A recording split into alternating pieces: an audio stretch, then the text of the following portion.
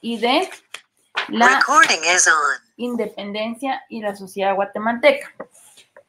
Hablando de la sociedad fragmentada, esto se dio durante la colonia, ya cuando los españoles habían conquistado Guatemala y empezaron a vivir acá. Se dice que esta fue solo ideas mercantilistas, ¿verdad? O sea, sacar beneficios, sacar ganancias de esta conquista. Entonces los españoles vinieron y querían solo aprovecharse de los recursos, sacar provecho de todo lo que habían encontrado. Ya estando aquí, empezaron a aprovecharse, ¿verdad? De las personas que vivían acá, porque empezaron a aprovecharse de las personas, de los pueblos guatemaltecos, ¿verdad? Recordando un poco los quichés, los cachiqueles, los utugiles, los mames y pocomames. Esos eran los 5 pueblos, ¿verdad? Que existían, o los pueblos principales, y de ellos se aprovecharon y los tomaron como solo para trabajo forzado, o sea, para que trabajaran sus tierras, porque ya los españoles al conquistar se adueñaron de todo lo que había acá. Pero como estaba todavía monarquías, ¿verdad? Estas monarquías, o sea, el rey dijo que los conquistados eran vasallos libres. Estos vasallos libres eran los que vivían acá, y al decir que eran vasallos libres, quiere decir que pertenecían a la colonia española, pertenecían al rey, pero no tenían que, no estaban forzados o no eran como esclavos, ¿verdad? Eso decía el rey. El rey solo lo que quería era que dieran tributo, porque todas estas tierras, como ya eran colonizadas, ¿verdad? Eran parte de España, de una colonia española, entonces tenían que dar ese tributo, como que fueran como en agradecimiento, ¿verdad? De que el rey les estaba prestando estas tierras. Y era lo único que pedía. También los españoles que estaban acá en Guatemala no lo aceptaron y no lo tomaron así, sino al contrario, ellos querían sacar provecho y entonces empezaron a formar, a usar estas medidas de opresión, se llaman, porque dice que ya todos estos sistemas que tuvieron o medidas que tuvieron afectaron a todos los vasallos libres, entre comillas, ¿verdad? A todos los pobladores de Guatemala, y lo hicieron de la siguiente manera. Primero, separaron Guatemala en 2 repúblicas. Una parte donde estaba a lo mejor las ciudades y toda la civilización y todos los recursos eran donde vivían los españoles, y alrededor vivían todos los pobladores, ¿verdad? Los que habíamos hablado, todo el pueblo vivía alrededor. Y entonces en esas 2 repúblicas nominaron, ¿verdad? Los españoles en el centro o en la ciudad, y luego el pueblo en las vías, o sea, donde podríamos decir entre lo urbano y lo rural, ¿verdad? Todo lo rural era de los pueblos. El pueblo de indios le llamaban a todo donde vivían estas personas, ¿verdad?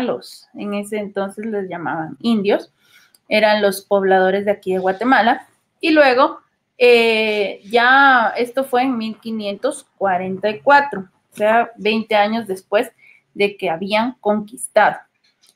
Fue que ya hicieron estas divisiones, este pueblo de indios, y luego ya que estaban organizados todos, empezó el repartimiento.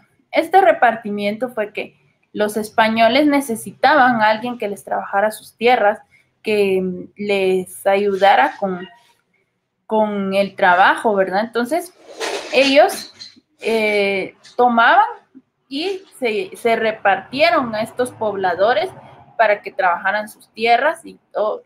Pero el rey se enteró, ¿verdad? Y estaba de acuerdo que trabajaran, pero indicó que debían tener, ¿verdad? Tenían que tener esto, aparte del tributo que le daban al rey, ellos no tenían que trabajar un trabajo forzado, tenían que tener un salario justo, no podían estar alejados de sus familiares, ni de su pueblo, ¿verdad? Sino que tenían que trabajar ahí cerca de su pueblo y que también tenían que trabajar en cosas o trabajos que fueran familiares, no algo que no conocieran. Y que que los hombres solo podían trabajar hombres de 14 a 50 años, ni mujeres, ni niños, ni ancianos. Ellos estaban exentos de este trabajo. Pero, como ya sabemos, ¿verdad? De lo que se escribía o que decía el rey, a la práctica era muy diferente. ¿Por qué? Porque dice que hubieron desviaciones abusivas, sufrieron estas medidas de protección, no se cumplieron. Y aparte de dar el tributo al rey, los españoles esperaban también la cuarta parte de o sea, tenían que dar también un tributo a estos señores. Y luego estaba el otro sistema que era la encomienda. Resulta que los frailes podían estar en el pueblo, ¿verdad? Y entonces, cuando estaban los frailes ahí, determinaron que los pobladores no podían subsistir por sí solos y no podían organizarse, eran incapaces de organizarse políticamente, por lo cual no podían vivir solos o en grupos, sino que necesitaban de un encomendado, o sea, necesitaban a alguien que los guiara, que los organizara, y entonces se dio esto de la encomienda. Entonces, los encomendados estaban en manos de administradores y frailes, y ellos eran los que les explicaban y les decían todo lo que tenían que hacer, a la vez que recibían un tributo o les pedían un tributo, y también los servicios personales prestados por los encomendados, ¿verdad? Esto era para el encomendador, o sea, el que los dirigía, el que los cuidaba, y estos lo que hacían era evangelizarlos, o sea, adoctrinarlos en la religión católica. Estas eran las tres formas de opresión durante la colonia.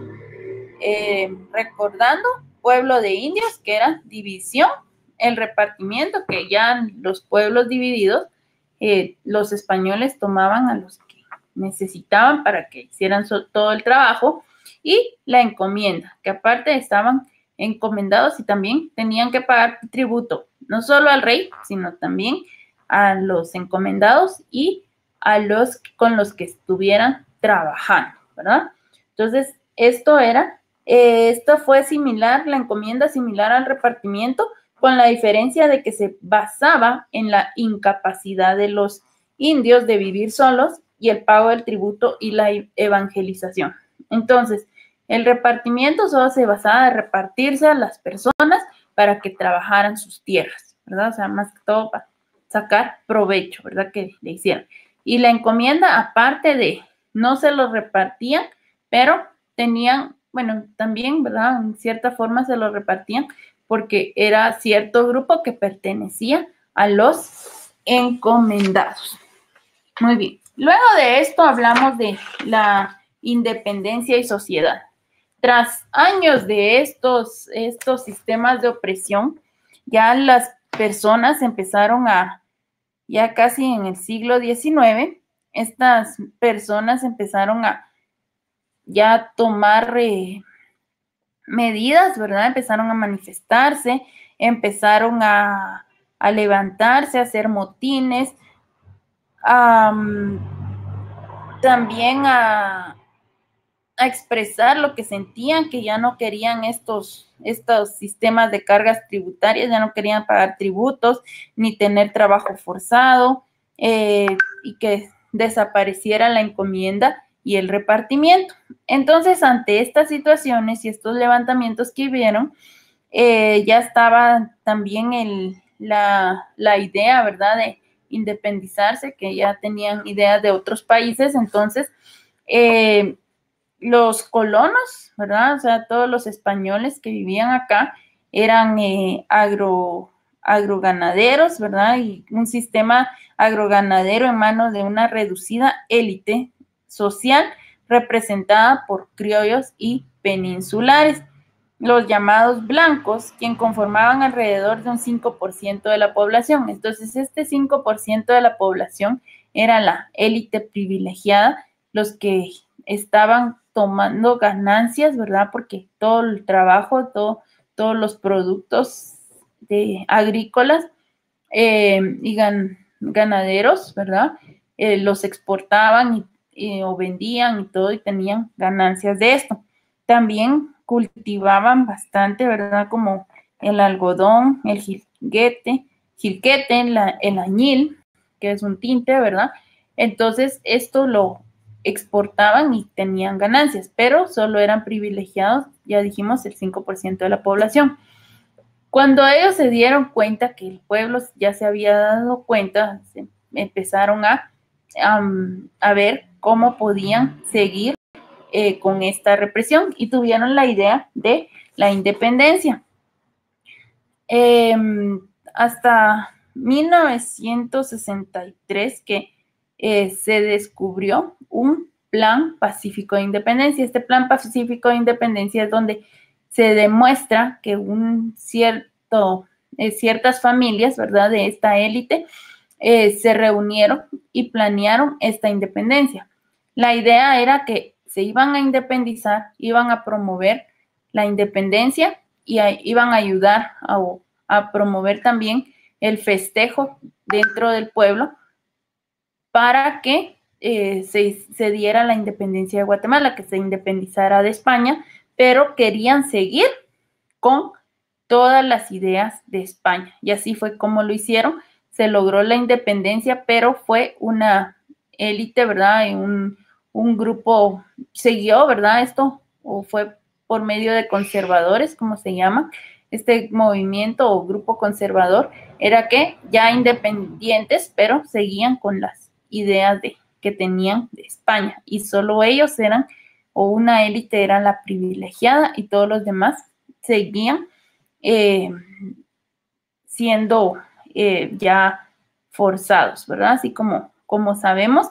Y entonces, parte de esto fue la celebración, ¿verdad? Pidieron que todo el pueblo saliera a gritar viva la independencia y todo, por el temor que tenían de que el pueblo se levantara. O sea, el pueblo en sí ya se había dado cuenta y empezó a ver cómo podía independizarse y evitar todo esto, pero la élite lo tomó como estrategia, ¿verdad? Quieren independencia, pues démosle, pero sigamos igual. Y algo importante también es el poder de la Iglesia Católica que tenía en Guatemala. Muy bien, esta es entonces el resumen de la clase